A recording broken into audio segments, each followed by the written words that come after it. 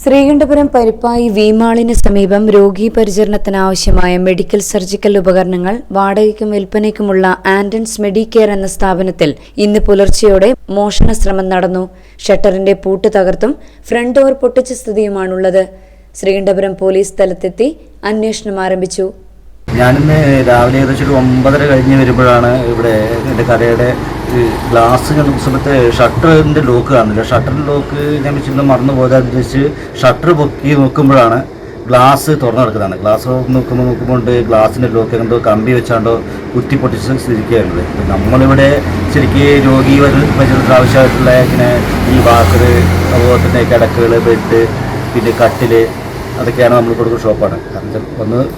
വന്ന സമയത്ത് എന്തോ കള്ളെന്തോ മോഷണ ശ്രമമായിരുന്നു. അത് പോലീസ് സ്റ്റേഷൻ പരാതി കൊടുത്തിട്ടാണ്.